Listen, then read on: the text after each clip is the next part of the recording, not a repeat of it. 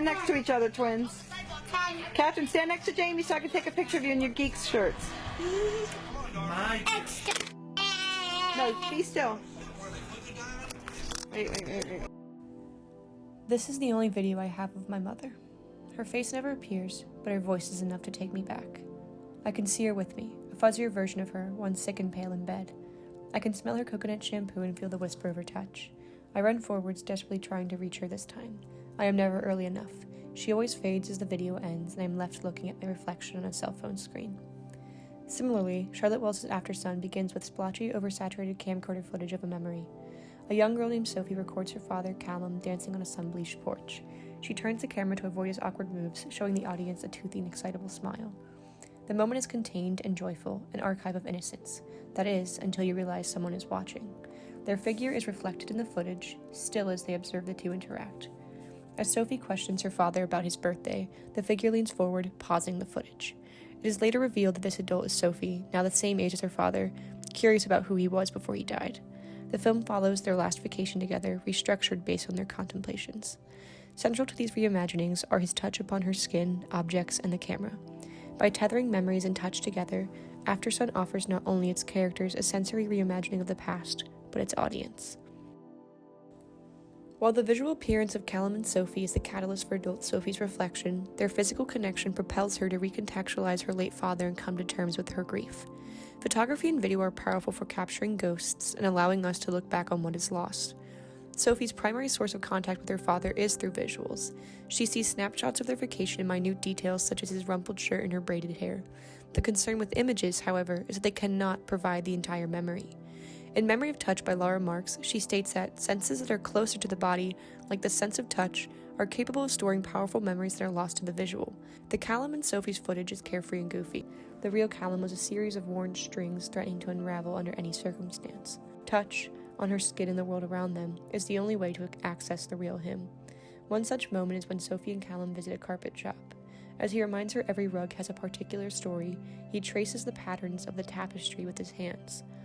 Later, when Callum attempts to quell his anxiety, he returns and lies on the carpet. In the future, adult Sophie rests her feet on the tapestry, lightly rubbing it. An otherwise fleeting moment is brought back to Sophie by touch. She can recall his melancholy fascination with the rug and how he clung to it in moments of disarray. Its story meant something to him, so much so that she kept it as a piece of him. Marx furthers her claims by asserting that touch is embodied knowledge which assists in the recreation of memory. In her recollection of the past, adult Sophie focuses on the contact between her adolescent self and Callum. Central to the frame is him wiping sunscreen from her face, rocking her in his arms, brushing her hair away as they dance, and blocking her hands from the insistent sun. While Callum has been dead for nearly 2 decades, Sophie still knows his touch. Her skin learned it. Time will not make her skin forget his care. It was part of her sensory experience for 13 years.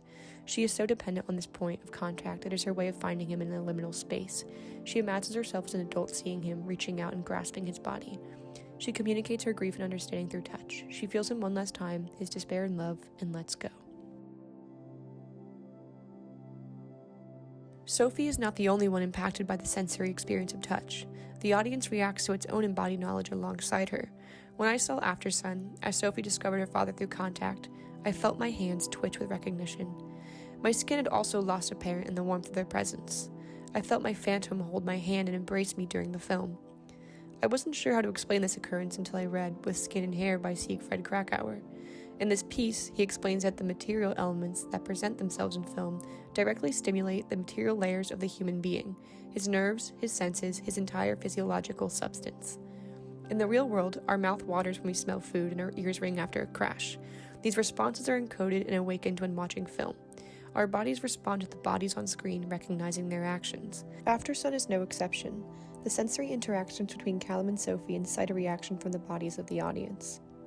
For example, when adult Sophie encounters Callum, her pain is transferable to the audience. Sam Adams, a critic for Slate, notes that when she pulls him in tight, she screams at him, and not with just her voice, but with her whole body. Sophie's anguish goes beyond emotions. She is viciously gripping him in her arms, trying to keep him with her. The components of this scene resonated with me. The grief her body goes through activated my sorrow. I sobbed as she held onto him, feeling the aching press of a body against mine. The scene stimulated my senses and my body's experience. I became one with Sophie, recognizing her for who she is.